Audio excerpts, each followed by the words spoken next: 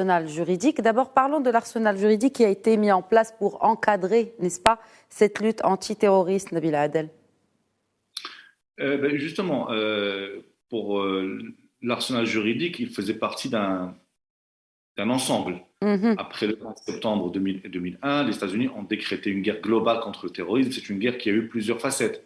Alors, facette sécuritaire, facette de renseignement, facette financière, à travers l'assèchement des moyens de financement de ces groupes terroristes. Et puis, il y avait aussi une facette juridique avec la mise à niveau des lois au niveau des différents pays pour intégrer une composante antiterroriste. Mais ce qu'il faut rappeler à nos téléspectateurs, c'est qu'il y a un contexte global qui a permis l'éclosion de ce phénomène terroriste et qui a pris cette ampleur à partir de la première décennie du 21e siècle. Il faut rappeler que les États-Unis ont, à la faveur de l'invasion par le reste de l'Afghanistan, encouragé une forme d'islam radical qu'ils devaient armer pour justement chasser l'ennemi communiste et puis surtout en venir à bout.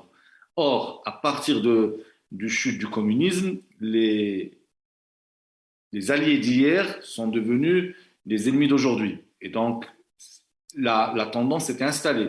Il y a eu des signes avant-coureurs avant 2001, pendant toutes les années 90, qui n'ont pas été prises suffisamment au sérieux, notamment par les renseignements des pays occidentaux. Et puis,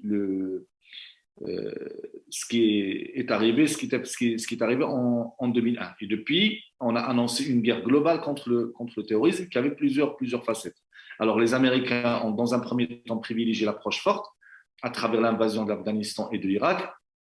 Et puis, vous avez d'autres pays qui ont adopté des approches multidimensionnelles où vous avez une approche en matière d'éducation, en matière de lutte contre la pauvreté, en matière d'attaque frontale de l'idéologie terroriste. Et puis, il y avait les moyens traditionnels, les moyens de répression, les moyens de renseignement et les moyens d'assèchement des flux financiers. Mais ce qu'il faut garder au niveau de cette trame de fond qui était liée à la guerre contre le terrorisme, c'est que nous avions des pays qui avaient expérimenté cette vague terroriste bien avant 2001, date à laquelle nous avons lancé cette guerre globale contre le terrorisme. Je cite pour exemple l'Égypte et l'Algérie, qui, eux, ont souffert des actes du terrorisme pendant toute la décennie des années 90.